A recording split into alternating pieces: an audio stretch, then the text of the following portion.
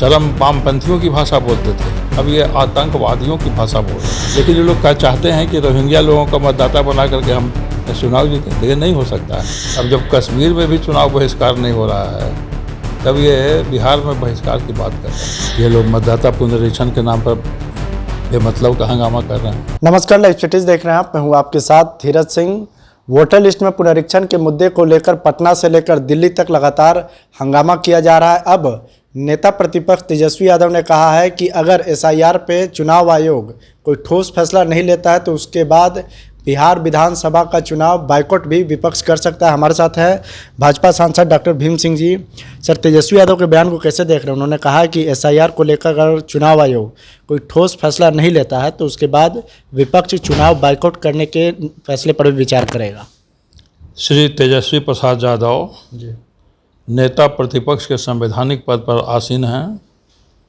उनका चुनाव बहिष्कार से संबंधी जो वक्तव्य आया है, जी देखकर मैं हतप्रभ हूँ। ये तो आतंकवादियों की भाषा होती है, कश्मीरी अलगाववादियों की भाषा होती रही है। जी अब जब कश्मीर में भी चुनाव बहिष्कार नहीं हो रहा है, तब ये बिहार में बहिष्कार की बात कर रहे हैं। पहले ये उग्रवादियों की भाषा बोलते थे, जी चरम वामपंथियों की भाषा बोलते थे, अब ये आतंकवादियों की भाषा बोल रहे हैं। चुनाव बहिष्कार की बात करना भी बहुत ही निंदनीय है, दुखद है। इसकी जितनी भर्त्सना की जाए कम है। जी, लेकिन वो तो कहते हैं कि जब बिहार के वोटर्स का नाम ही वोटर लिस्ट से काट दिए तो किसके लिए वो चुनाव लड़ने जाएंगे? पहले सरकार चुनते थे, अब आजकल सरकार ही वोटर्स चुन रहे हैं। तेजस्वी यादव को ये भी गणित पता नहीं है। जी तेजस्वी यादव तो पहले कह रहे थे कि 1 महीना में कैसे ये सर्वेक्षण हो जाएगा। जी अब 98% लोग कवर हो गए।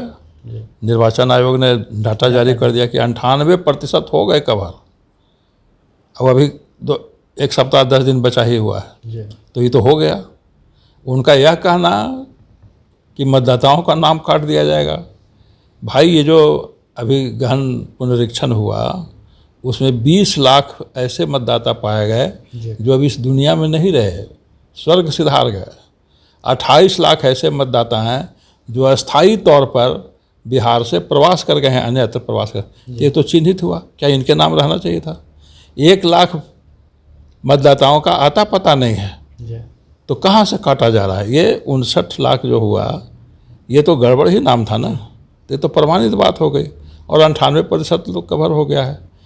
तो न नाम काटा जा रहा है, न कुछ गड़बड़ किया जा रहा है, ये शुद्धिकरण किया जा रहा है। हाँ, जो भारत के नहीं हैं, जो भारत में घुसपैठिए बन गए हैं, उनका नाम कैसे रहेगा? जैसे मृत व्यक्ति का नहीं रह सकता है, जैसे अन्यत्र प्रवासित हो गए हैं उनका नहीं रह सकता, वैसे जो अन्य देश के हैं उनका भी नाम नहीं रहना चाहिए। लेकिन ये लोग क्या चाहते हैं कि रोहिंग्या लोगों का मतदाता बना करके हम चुनाव जीते, तो ये नहीं हो सकता है। जी वो तो ये भी दावा कर रहे हैं कि चुनाव आयोग इस मामले पर खुद सामने नहीं आ रहा है, केवल मीडिया के लोग सूत्र के माध्यम से इसे खबर चला रहे हैं। नहीं, आज कल तो चुनाव आयोग ने कल कहा है, चुनाव आयोग ने कहा है, सूत्र के नहीं, चुनाव आयोग की तरफ से डाटा जारी हुआ है। जी एक सवाल है सर कि वो नीतीश कुमार के सेहत को लेकर लगातार सवाल उठा रहे हैं कि कल विधानसभा में एसआईआर को लेकर जब बातचीत हो रही थी तो तेजस्वी यादव का दावा है कि नीतीश कुमार को इस मैटर के बारे में पता भी नहीं है, वो बिहार रिमोट कंट्रोल से चल रहा है, मुख्यमंत्री अचेत अवस्था में है। मुख्यमंत्री जी का तो वक्तव्य आया है जी ये लोग मतदाता पुनरीक्षण के नाम पर बेमतलब का हंगामा कर रहे हैं। जी मुख्यमंत्री जी के प्रति ऐसी भावना रखना, जो उनके पिता के दोस्त हैं, हम उम्र हैं, उनकी अच्छी राय नहीं है। ये मुख्यमंत्री पूरी तरह से बिहार को चलाने में सक्षम हैं, चला रहे हैं और चलाते रहेंगे। चलिए, तो बहुत बहुत धन्यवाद। ये भाजपा के वरिष्ठ सांसद डॉक्टर भीम सिंह जी। दिल्ली से लाइव सिटीज़ के लिए मैं धीरज सिंह।